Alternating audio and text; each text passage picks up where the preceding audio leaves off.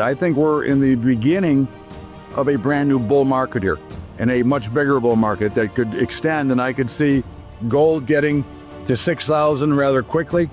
I could see silver getting back to that 120 level. Again, it's not going to be tomorrow, but I could certainly see these events occurring, and it wouldn't surprise me if they came in the front half of the year here. Hey everyone, welcome back to the channel. I've got something pretty wild to show you today because Todd Horwitz just made some bold calls that you need to hear. He's looking at gold hitting 6,000 and silver climbing back to 120 in the first half of this year. But here's the kicker. He's also warning that the stock market is sitting at valuation levels we haven't seen since the dot-com crash. This is one of those moments where you're getting both the bull case for metals and a serious warning about equities in the same breath.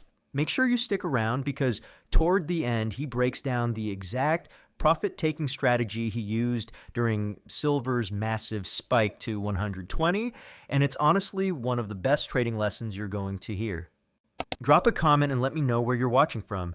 I always love seeing where you guys are tuning in. All right, let's jump into this.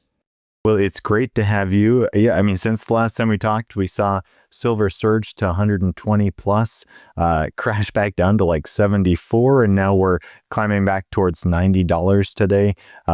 Really just really volatile markets. We also had the Fed chair announcement last week. Your take on what is happening in the precious metal space right now? Well, I think that the sell-off in silver, especially, which was down 36% Friday, was pretty predictable. I'm not going to say 36% was predictable, but the inevitable crash or fall, when you get a market that goes parabolically higher and they just keep buying, what happens when the market finally reaches the peak, there's no buyers left and there's nobody to sell to. And I think that a lot of people found out during this period that had silver that were trying to sell maybe some of their physical metals, there was no bid on the street either. It was very hard to get anywhere near a spot if you were a seller. So at the end of the day, the markets fell apart. And of course, when the selling begins, the margin calls come in and the selling accelerates. Now we've traded as low as about 70. We're right now exactly at this moment, we're trading at 83.12. I would expect to be in consolidation. I think the healthiest part for silver here, if it would trade sideways for a while and build a new higher base and then make another run. I think we're going to make higher highs this year. But again, you cannot have everybody on one side of the market. It's like sitting on a teeter-totter. You get everybody on one side, you can't go back up. And I think that's what we saw and that's what we witnessed. And again, I'm still bullish silver, but I could certainly understand the big pullback. And of course, sell-offs like rallies are typically over-exaggerated. I think that was the biggest percentage down day we've really ever seen in silver. Now, going forward here, if we compare what happened in 2011 or 1980, a lot of people would be expecting silver to crash much further from here. But do you anticipate this time will be different in some respect of maybe this is just a little hiccup to higher prices going forward? Markets are never different. Okay. I mean, I think we've seen a dramatic change from the 08 and the earlier moves that went from $5 to 50 and then crashed. Okay. I believe is a better market. There's a lot of reasoning. There's a lot of fundamental news behind why the metals are going higher. The massive amount of debt that you're seeing in the government, that is a pure read to have metals go higher. The inflation is still high. No matter what they tell you, the numbers are BS. Inflation is still too high. And with the Fed, that is a totally worthless organization, they continue to think about cutting rates. Now, if you look at the rate cuts, now they didn't cut last meeting, but they cut last year 3 times. And of course, the interest rate to the public went up from 3.99 to 4.5. So an interest rate cut does not benefit the consumer necessarily. It benefits the banks and their borrowing rate from the Federal Reserve, allowing them to make more profit. So all of those reasons suggest that the metals are going to go higher. And you still have central banks buying, you have governments buying metals, because again, I think they really see the potential of the fiat currency collapse. Because each time the fiat currency rallies up and down, each consumer loses value and buying power. And I think what will keep metals higher. Now again, there's going to be a pullback. We just saw one. And if we went back to 60, I wouldn't go be crazy, but we're not going back to 5, in my opinion. We're not going back to 20. I think we broke out of that long extended range, or we're between, let's say, 15 and 30 for years. And I think now we're going to settle up and find a new base, a new level. But it's got to do with the overwhelming amount of debt that this country is in. All right, so Todd Horwitz just dropped a massive reality check here, and I need you to understand what actually happened during that silver crash. When he mentioned that silver was down 36% in a single day, that wasn't just some normal correction. That was one of the most violent sell-offs in precious metals history. And here's what the data shows. When parabolic moves happen, like silver hitting 120, the liquidity completely dries up at the top. You know what that means? There were literally no buyers. People holding physical silver couldn't even sell near spot price because dealers weren't taking bids. The premium spreads went absolutely haywire. Now, Todd said something critical that I want you to catch. He said, I think we're going to make higher highs this year. And this is where it gets interesting, because if you look at the setup right now compared to 2011, the fundamental backdrop is completely different. Back in 2011, we had a speculative bubble with weak fundamentals. But right now, we've got central banks accumulating at record levels. Q3 2024 data showed 337 tons of gold purchases, the highest quarterly demand in over a decade. And Todd nailed it when he brought up the massive government debt issue, because U.S. debt just crossed $36 trillion. That's not speculation, that's fact. And when he said inflation numbers are BS and still too high, he's absolutely right. Real inflation, when you calculate it with pre-1980s methodology, is running close to double digits. The CPI manipulation is real, and anyone paying for groceries or rent knows the official numbers don't reflect reality. This is exactly why metals have structural support that didn't exist in previous cycles. Now, what about gold? We broke below, significantly below the $5,000 level. Do you anticipate kind of similar price movement in gold? Probably less volatile, but what do you anticipate going forward? Well, it's pretty volatile. It's just obviously when you're dealing with a $5,000 asset class versus 100, but listen, gold dropped 12%. I mean, it was pretty fast, pretty vicious, right? I mean, down 500 one day, down 600. Look, I think gold is going higher. I think this goes to the same logic as before. Debt, other issues, inflation will keep the metals going higher. I mean, gold pushed back again over 5,000 a day before pulling back.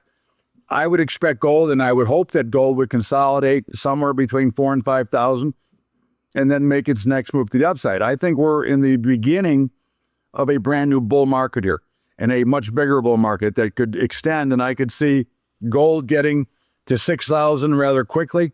I could see silver getting back to that 120 level. Again, it's not going to be tomorrow, but I could certainly see these events occurring, and it wouldn't surprise me if they came in the front half of the year here.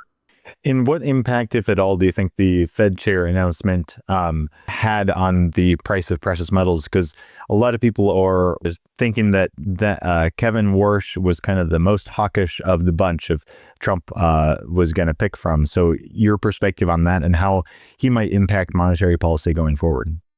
Well, I hope that he's hawkish. I would once hope, Elijah, that one Fed chair would actually decide, you know what, let's let the free market decide what interest rates should be. Let's let the free market decide what prices should be. And let us do our job, which is price stability and jobs.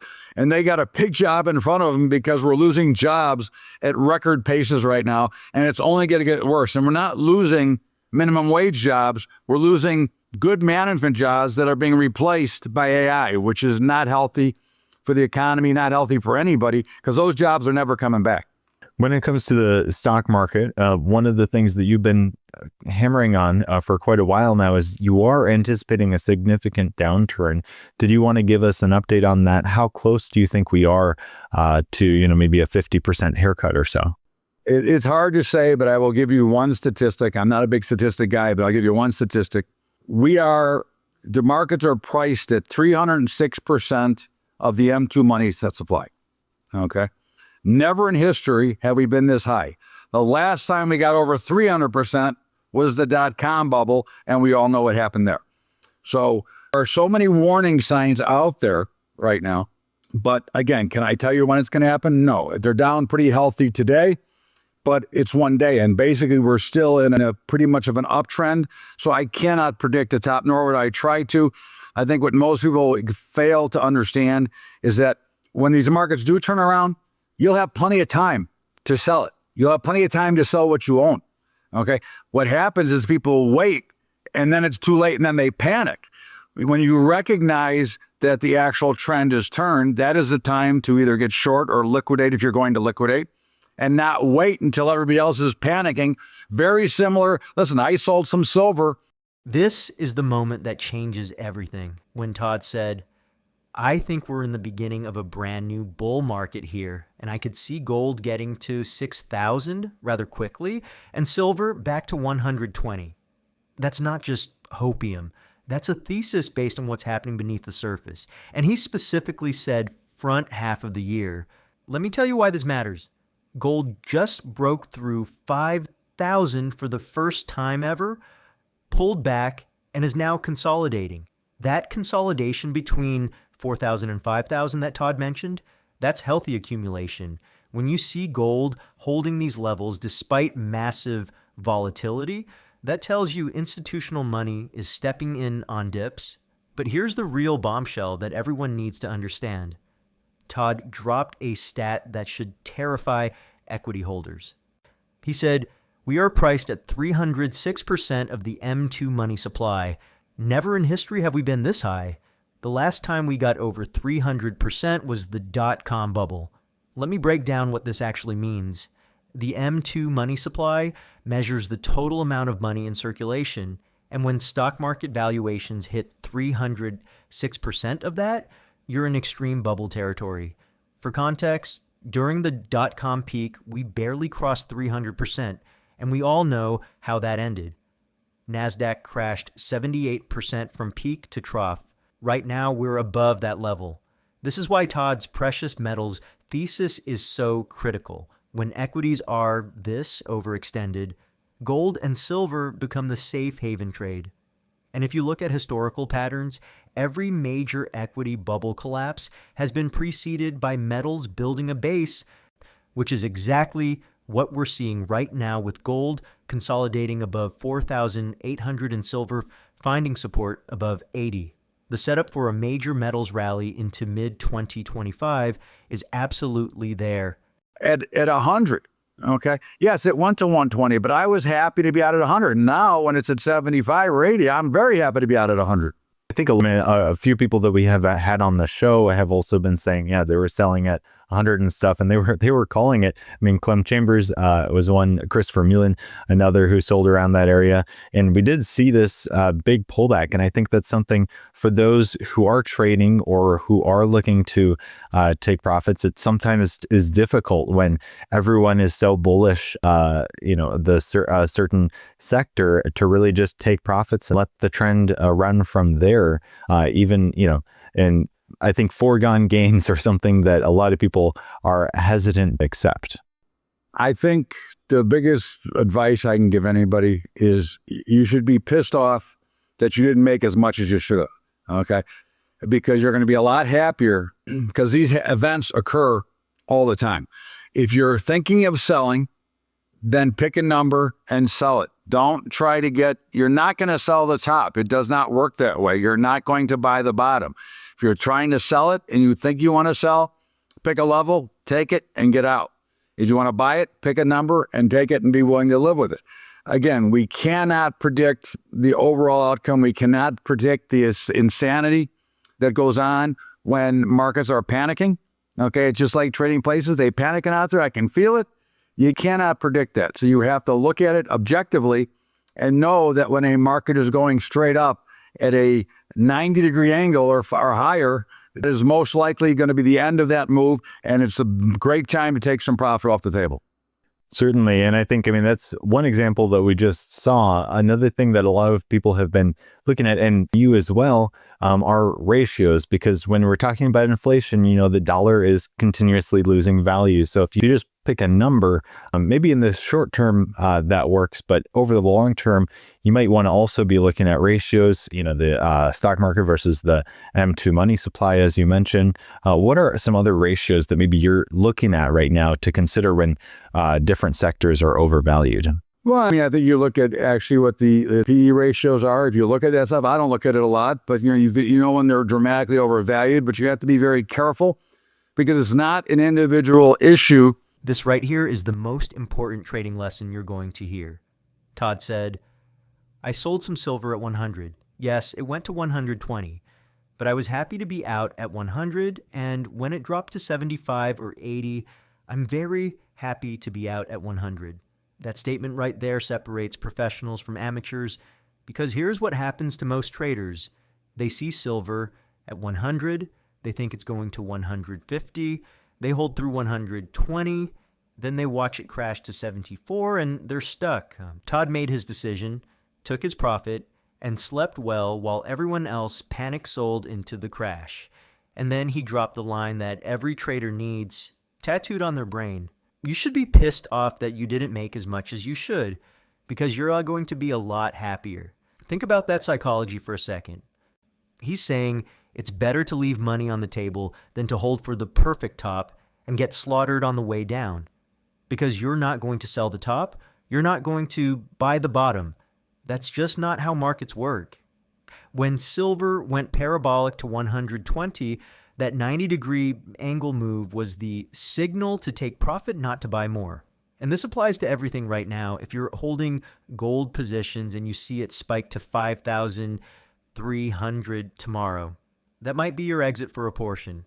If you're in equities and you're up massive, Todd's warning about the 306% M2 ratio should have you thinking about scaling out. Pick your number, execute your plan, and don't look back. The hardest part of trading isn't finding winners. It's having the discipline to take profit when everyone around you is screaming higher. That's the lesson here, and it's worth more than any price prediction. So what do you guys think of this? Leave your thoughts down in the comments. Please like and subscribe, and I will see you in the next video.